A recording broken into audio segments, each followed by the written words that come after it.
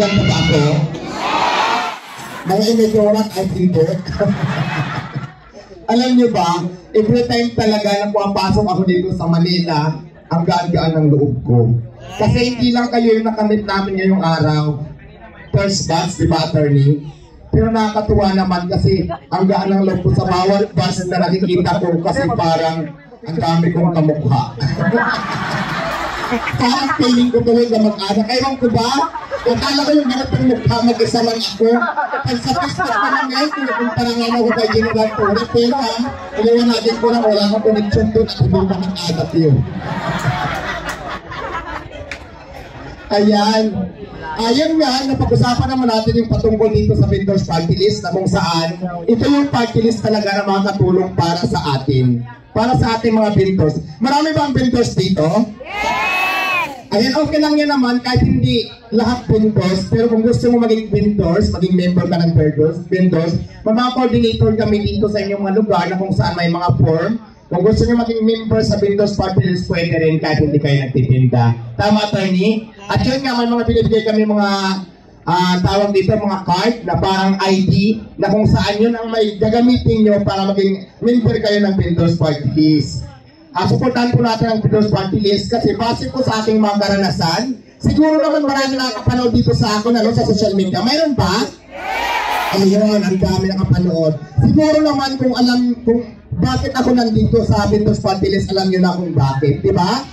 Sa sobrang dami ng kahirapan ko sa buhay, bago ako natupad yung pangarap ko na kailangan talaga natin ng kakampi na uupo sa gobyerno para ipagtanggol naman mga karapatan natin. At ito na ang vendors party list. Tama?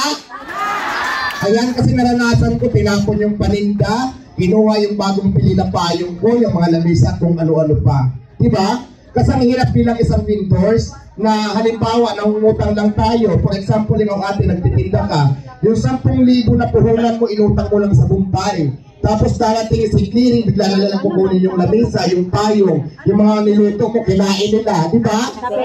Paano ka makakabayad ngayon sa mga inutang mo kung kinuha na nila? Sa tingin mo kaya, yung inutangan mo, magpapautang ulit na hindi ka pa nakakabayad mo? Siyempre hindi. Yun ang gagawin yung action ni Pintos na tutulungan iangat ang bawat maninindang Pilipino.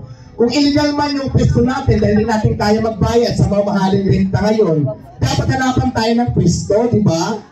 Kasi illegal yung pwesto natin, pero yung tinitinda natin legal, di ba? At ito lang yung paraan na madali para sa atin, para mabuhay natin yung mga pamilya natin, di ba?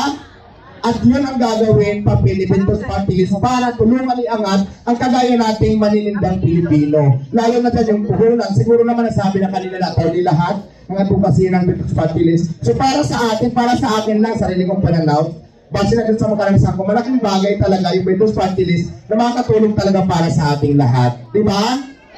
Kaya huwag niyong kalimutan ng 467 po ang Vendors Party List. Para makasigurado tayo, i-remind ko lang ulit, ang pagputo po ng Vendors Party List kasi kadalasan sa atin, aminin nyo man o hindi, kasi ako nga sarili ko lang din pananaw, hindi talaga ako dati magputo ng Vendors Party List. Tama?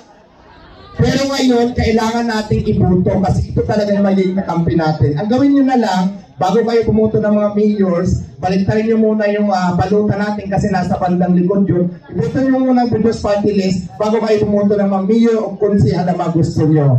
Diba? Para makasigurado at huwag kayo pupunta na magdudupli-dupli kayo. Halimbawa po, bukod sa Vendors Party List, meron pa kayong gustong ibuto na ibang party list. Pag pinuto nyo yung dalawa tatlong, mawawalang bisa yung buto nyo. Sayang! Kaya inibuto nyo lang po yung Vendors Party List para hindi sayang yung mga buto natin. Diba? Gusto ba kumanta ko? Kaya lang yung kanta ko, ako lang yung nakakaalam. Ay, shout out pala kay Kagawa. Lagi tayo magkasama, diba? Kabilang-kabila. Si Kagawan, magkakilala kami.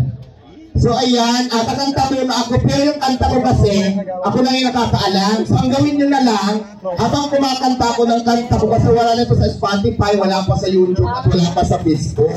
So, ako lang nakakaalam. Habang kumakanta ako, sumayaw na lang kayo. At pag nagustuhan ko yung pinakamagaling sumayaw na ko. Baka may pangtagal na yan. Baka nyo ba yun? Okay, sige. Nakasalang naman kami natin fried chicken. Huwag kayong mahiyain. Kumanta kasi mayalang ka ng gusto ng sayaw kahit walang direksyon ng sayaw nyo kasi pagalingan lang naman yan. At sa taong kayo mahihain kasi tayo lang naman dito. Yung mga nangyayari dito ngayon, huwag kayo mag-alala. Hindi ito makakating sa labas.